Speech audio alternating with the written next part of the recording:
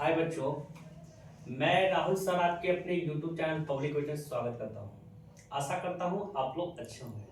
देखिए, आज class 10th में 2026 में आने वाला प्रश्न का डिस्कशन हम आप लोग को करते हैं। मैथ में आप लोग का ऐसा टाइप आप लोग का पूछेगा, वो इसलिए आप लोग बहुत देखिए यहाँ पे, इसलिए आप लोग ये वीडियो आप लोग देखिएगा। आप लोग का ऐसा टाइप पूछेगा तो आप लोग से बन जाएगा क्वेश्चन। देखिए यहाँ पे कह रहा है, यदि बिंदु ए x कोमा 2 है, और बिंदु ए बी 8 कोमा -2 है, और तथा सी 2 कोमा -2 से समदूरस्थ है, तो x का मान ज्ञात करिए। देखिए आप लोग का प्रश्न में बाबू समदूरस्थ बोला है।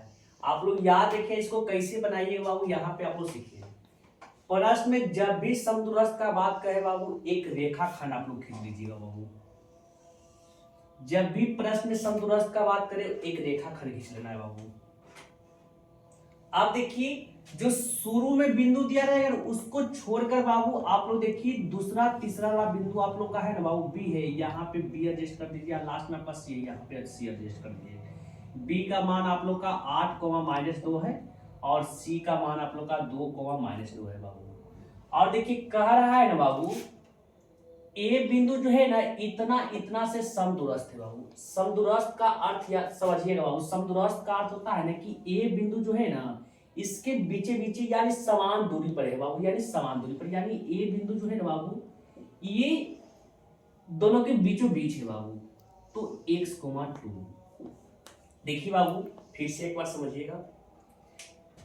सबसे पहले आप लोग देखिएगा, जब भी प्रश्न में समदूरस्थ का बात करें ना बाबू, एक रेखा खंड आप खींच दीजिएगा बाबू, एक रेखा खंड बना दीजिएगा। पहला काम करना है। इसके अलावा देखिए, जो शुरू में बिंदु दिया रहेगा ना उसको छोड़ देना है। बाकी दूसरा नंबर और तीसरा नंबर पर जो बिंदु दिया रहेगा उसको एडजस्ट कर दिए। बी है बाबू, बी लिख दिए, सी है, सी लिख दिए। जो मान दिया था बी का वो लिख दिए, सी का जो मान दिया था वो लिख दिए। और कह रहा है ना बाबू कि ए बिंदु जो है ना बी और सी से समदूरस्थ है, यानी ए बिंदु जो है ये दोनों के बीचों बीच है बाबू।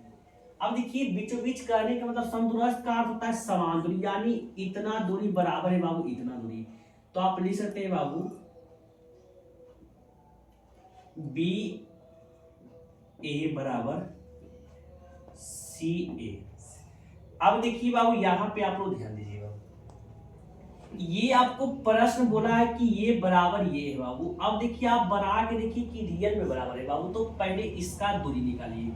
तो दूरी का सूत्र होता है बाबू, पहले इसका दूरी निकालिए बाबू, इसका दूरी निकालिए। तो दूरी का सूत्र होता है √x2 - x1 का whole square plus y2 - y1 का होल स्क्वायर बराबर बराबर। अब इसका दूरी निकाले, तो इसमें भी दूरी का सूत्र वही हो जाएगा, x2 - x1 का whole square plus y2 - y1 का होल स्क्वायर। अब देखिए बाबू, अंडर रूट से अंडर रूट आपका कैंसिल हो गया बाबू। यहाँ पे x2 कर देखिए, b वाला जो लिखा है वो पहला घर, और a वाला जो लिखा हुआ है दूसरा घर। c वाला लिखा है पहला घर, a वाला लिखा है दूसरा घर।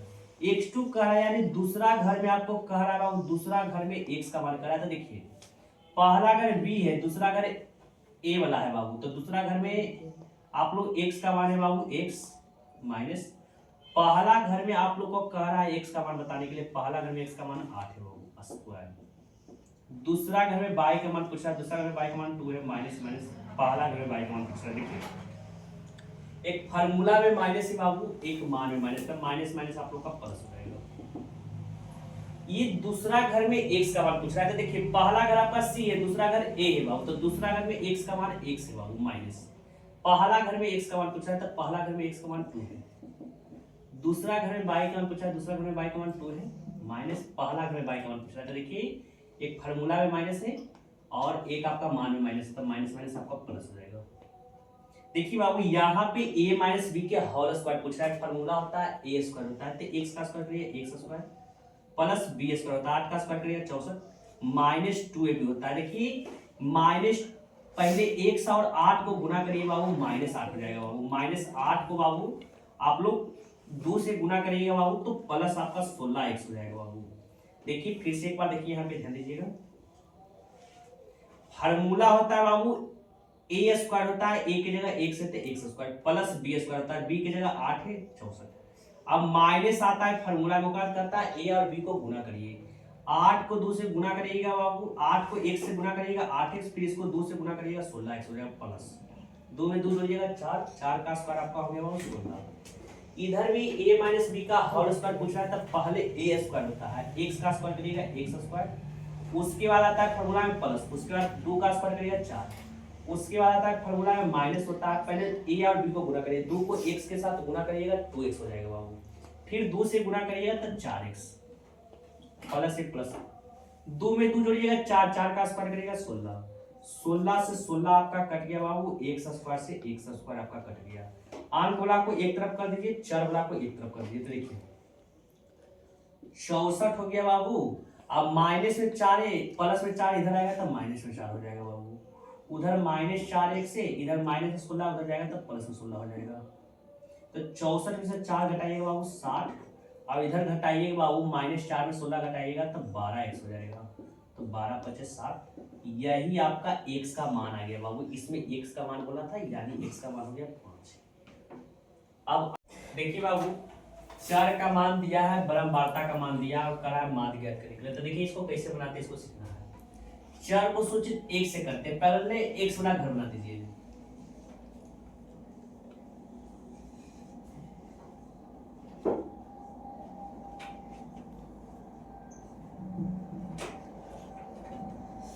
अगला बाबू ब्रह्मवार्ता को सूचित 1 से करते हैं, 1 गुना घर बना दीजिए बाबू।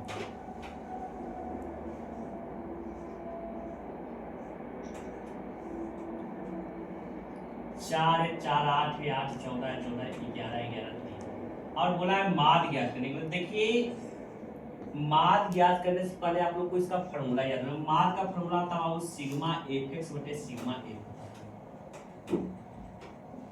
सिग्मा fx बटे सिग्मा f होता है। देखिए सिग्मा का अर्थ होता है बाबू जोड़ होता है, और f वाला घर मिल रहा है बाबू, x वाला घर मिल रहा है, लेकिन यहाँ fx कहा है साथ में, यानी अगला घर बना दीजिए, fx वाला बना दीजिए बाबू।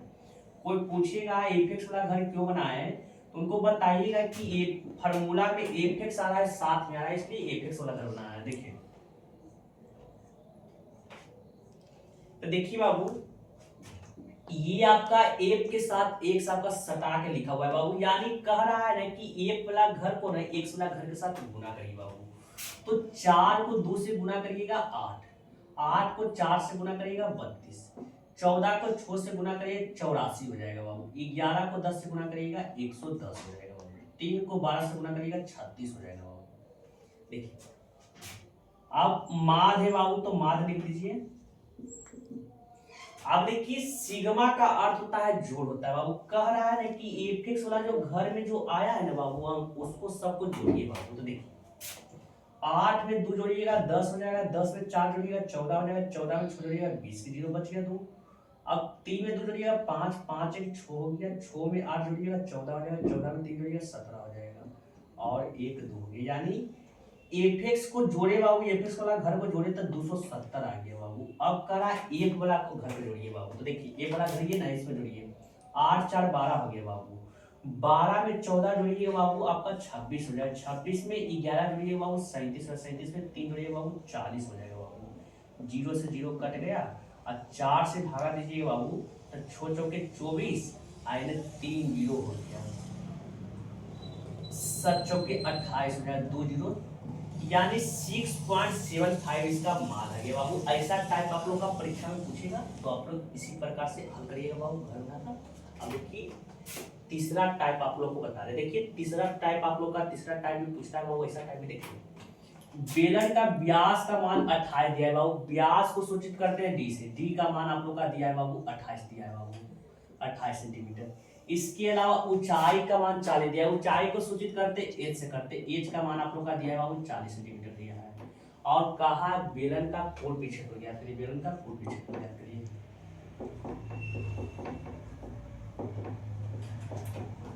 इसका फार्मूला होता है, बेलन का कोण क्षेत्रफल का फार्मूला होता है बाबू 2 pi r into H plus R होता है, 2 pi r into H plus. देखिए व्यास का मान दिया है, व्यास को सूचित करते हैं डी से, डी का मान 28 दिया है बाबू। इसके अलावा ऊंचाई को सूचित करते हैं एच से, एच का मान आप लोग का दिया है 40, और कहा है बाबू बेलन का कोण क्षेत्रफल ज्ञात करिए।